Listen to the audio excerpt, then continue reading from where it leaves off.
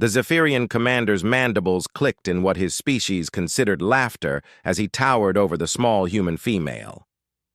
Standing barely 5 feet tall, Lieutenant Sarah Chen looked insignificant against his 8-foot frame of chitinous armor and razor-sharp appendages. Around them, the sterile corridors of the diplomatic station hummed with tension as negotiations had just collapsed spectacularly.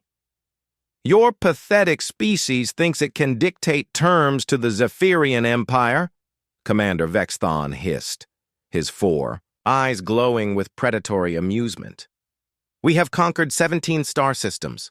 Your little Earth is nothing but a blue marble waiting to be cracked. The human delegation had been evacuated 20 minutes ago when talks broke down, but Lieutenant Chen had volunteered to stay behind to handle the situation. The other species representatives, Altarians, Centauri, even the warlike Cronins, had all fled when the Zephyrians revealed their true intentions. "What are you gonna do, little human?"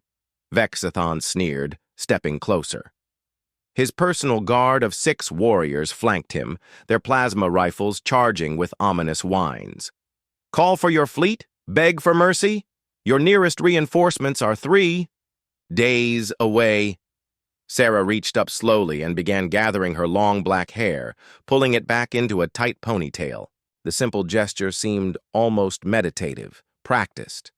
Her dark eyes never left the alien commander's face as she secured the elastic band. "Want the quiet version or the bloody one?" she asked, her voice eerily calm.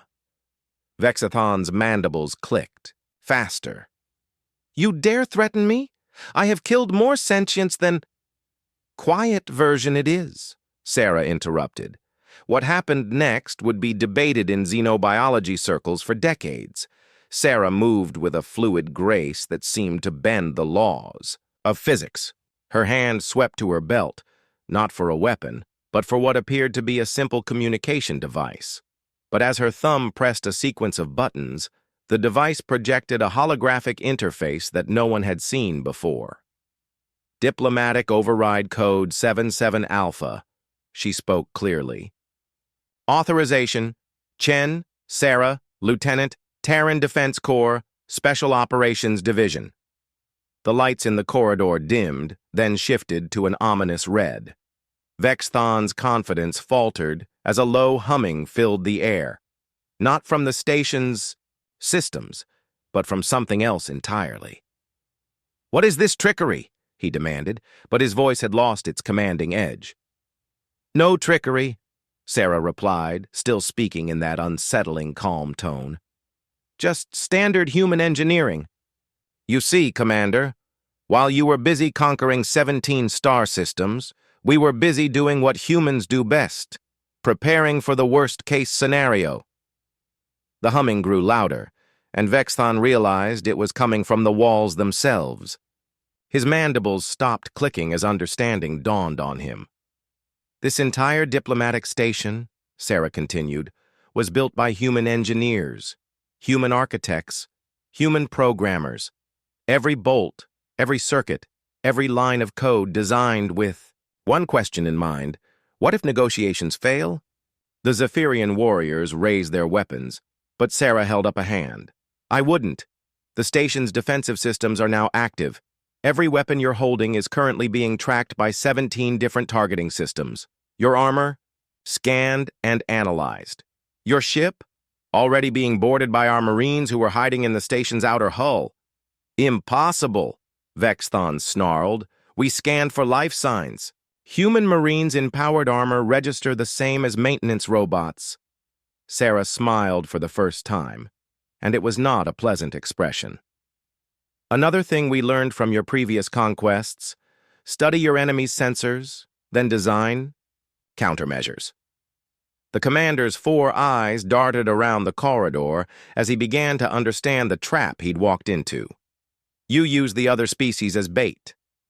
"They volunteered," Sarah shrugged. "Turns out, nobody likes bullies. The Altarians provided the stealth technology, the Centauri helped with the sensor jamming, and the Cronins, well, they just enjoyed the idea of watching someone else do the fighting for once." Vexthon's tactical mind raced through options, all of them bad. What do you want? Simple, Sarah said, her ponytail swaying as she tilted her head. Unconditional surrender of your fleet. Withdrawal from all 17 systems you've conquered. Reparations to be negotiated later. Oh, and a formal apology to every species you've terrorized. And if I refuse? Sarah's smile grew wider, revealing perfect white teeth. Remember when I asked about the quiet version or the bloody one? This was the quiet version. The bloody one involves explaining to the Galactic Council why the Zephyrian home fleet just vanished in a series of very pretty explosions. The alien commander's head snapped up. Our home fleet is 3 sectors away. Was, Sarah corrected. Human temporal manipulation technology is fascinating, isn't it? Your scientists never did figure out why human ships could jump distances. That should be impossible. Turns out, we're not just moving through space. We're moving through time. Your fleet won't be destroyed until you refuse our terms, but from their perspective, it already happened. Causality is so flexible when you know how to bend it. Vexthon stared at her in horror as the implications sank in. You're bluffing.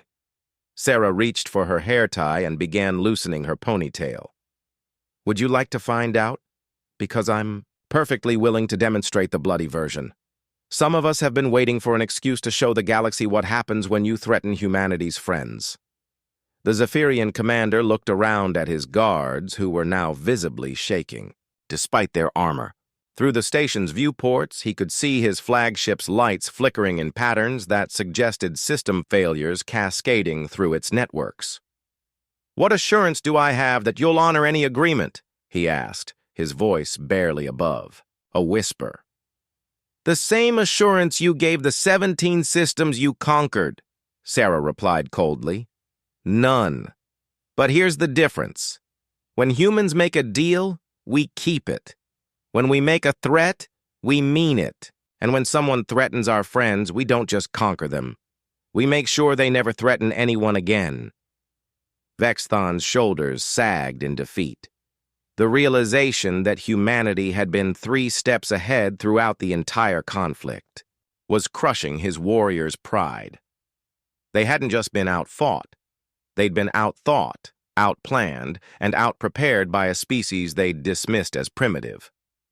I surrender, he said finally. Sarah nodded and pressed another sequence on her device. The red lights returned to normal, and the humming stopped. Smart choice, Commander. The Galactic Council will be pleased to hear it. They're getting tired of cleaning up after conquest-happy species. As Vexthon and his warriors were led away by human marines who seemed to materialize from the walls themselves, he turned back to Sarah one last time. How long have you been planning this? Sarah finished retying her ponytail and smiled that terrifying human smile again. Since the first time someone asked us, what are you going to do? We've been answering that question ever since. The Zephyrian commander was escorted away, leaving Sarah alone in the corridor. She activated her communicator one more time. Control, this is Chen. Situation resolved. Recommend we add hair tie intimidation to the diplomatic protocol manual. The response crackled back with barely contained laughter. Copy that, Lieutenant. Command wants to know, quiet version or bloody version? Sarah grinned. Quiet version, thankfully. But next time someone asks what humans are going to do, we'll have a really good answer.